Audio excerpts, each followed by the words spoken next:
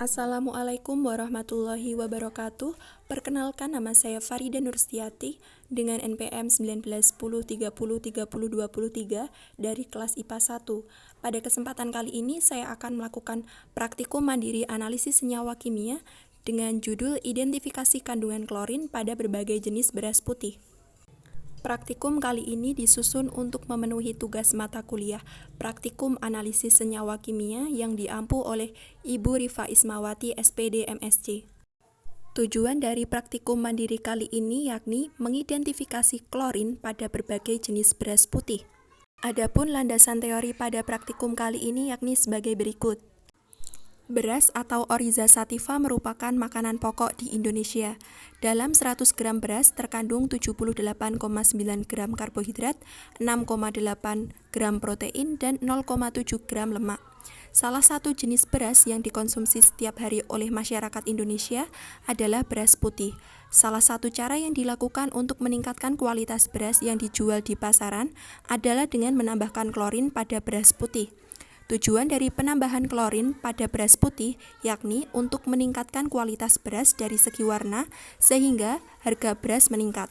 Menurut Peraturan Menteri Kesehatan Republik Indonesia Nomor 033-Menkes-per-9-2012, klorin bukan bahan tambahan pangan yang digunakan sebagai bahan pemutih tepung. Hal tersebut dikarenakan klorin memiliki dampak apabila masuk ke dalam tubuh, antara lain seperti mengganggu sistem kekebalan tubuh, merusak organ hati dan ginjal, mengganggu sistem pencernaan, mengganggu sistem saraf, menyebabkan kanker, dan mengakibatkan keguguran. Namun, fakta di lapangan menunjukkan bahwa terdapat sampel beras putih yang positif mengandung klorin. Cara mengidentifikasi kandungan klorin dalam beras dapat dilakukan melalui uji kualitatif sederhana dengan menambahkan betadin pada filtrat air rendaman beras yang mana betadin ini mengandung iodin. Hasil akhir keberadaan klorin dalam suatu beras diidentifikasi dengan perubahan warna yang terjadi pada air rendaman beras setelah ditambahkan betadin.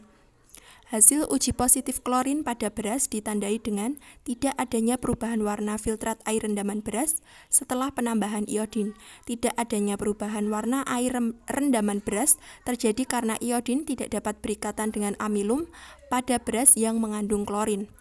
Hasil uji negatif pada beras ditandai dengan adanya perubahan warna filtrat air rendaman beras setelah penambahan iodin. Perubahan warna air rendaman beras terjadi karena iodin dapat berikatan dengan amilum pada beras sehingga menghasilkan warna biru. Adapun rumusan masalah dalam praktikum kali ini yakni sebagai berikut. Yang pertama, bagaimana cara mengidentifikasi suatu beras mengandung klorin? Yang kedua, bagaimana hasil akhir suatu beras yang mengandung klorin? Adapun hipotesis penelitian pada praktikum kali ini yakni sebagai berikut. Yang pertama, cara mengidentifikasi suatu beras mengandung klorin dapat dilakukan melalui uji kualitatif sederhana dengan menambahkan betadin yang mengandung iodin pada filtrat air rendaman beras, kemudian mengamati perubahan warna yang terjadi pada filtrat air rendaman beras. Yang kedua, hasil akhir keberadaan klorin dalam suatu beras diidentifikasi dengan perubahan warna yang terjadi pada air rendaman beras setelah ditambahkan betadin yang mengandung iodin dengan uraian yakni sebagai berikut. Hasil uji positif klorin pada beras ditandai dengan tidak adanya perubahan warna filtrat air rendaman beras setelah penambahan iodin. Tidak adanya perubahan warna air rendaman beras terjadi karena iodin tidak dapat berikatan dengan amilum pada beras yang mengandung klorin. Hasil uji negatif pada beras ditandai dengan adanya perubahan warna filtrat air rendaman beras setelah penambahan iodin. Perubahan warna air rendaman beras terjadi karena iodin dapat berikatan dengan amilum pada beras sehingga menghasilkan warna biru. Adapun alat dan bahan yang dibutuhkan dalam praktikum kali ini yakni sebagai berikut. Alat yang dibutuhkan antara lain gelas, pipet tetes, gelas ukur, kap plastik sebagai pengganti tabung reaksi, sendok, dan saringan.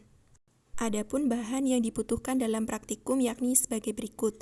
Yang pertama, 4 macam beras putih. Yang kedua, aquades. Yang ketiga, betadin, dan yang keempat yakni ATK. Adapun cara kerja dari praktikum mandiri kali ini yakni sebagai berikut.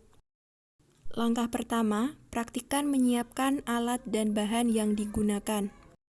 Langkah kedua, praktikkan memasukkan 1 sendok makan beras ke dalam masing-masing gelas. Langkah ketiga, praktikkan menambahkan 20 ml Aquades pada masing-masing gelas dan mengaduk beras. Langkah keempat, praktikkan menyaring filtrat masing-masing sampel beras. Dan memasukkan filtrat sampel beras ke dalam cup plastik sebanyak 5 ml.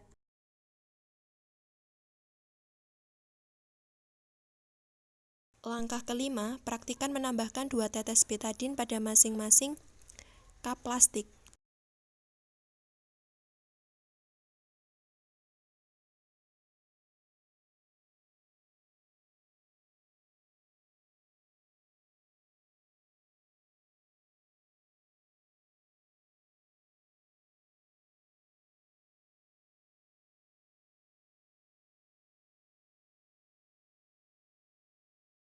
Langkah keenam, praktikkan mengocok cup plastik secara perlahan dan mengamati perubahan yang terjadi. Langkah ketujuh, praktikkan mencatat hasil pengamatan ke dalam tabel pengamatan. Berikut data pengamatan yang diperoleh selama kegiatan praktikum. Adapun kesimpulan dalam praktikum kali ini yakni sebagai berikut. Yang pertama, cara mengidentifikasi klorin pada beras dapat dilakukan uji kualitatif sederhana menggunakan betadine yang mengandung iodin, yakni dengan merendam 1 sendok sampel beras dengan 20 ml Aquades dan mengaduknya secara perlahan. Selanjutnya, air rendaman beras disaring dan diambil sebanyak 5 ml untuk ditetesi iodin. Kemudian, 5 ml filtrat air rendaman beras, ditambahkan iodin dan dikocok secara perlahan. Selanjutnya, mengamati perubahan warna yang terjadi. Kesimpulan yang kedua, hasil akhir yang teramati dalam identifikasi klorin pada berbagai jenis beras menggunakan iodin yakni sebagai berikut. Yang pertama, beras A dinyatakan negatif mengandung klorin dibuktikan dengan perubahan warna filtrat air rendaman beras dari putih keruh menjadi biru kehitaman akibat reaksi antara iodin dengan amilosa yang terkandung pada beras A. Beras B dinyatakan negatif mengandung klorin dibuktikan dengan perubahan warna filtrat air rendaman beras dari putih keruh menjadi biru kehitaman akibat reaksi antara iodin dengan amilosa yang terkandung pada beras B.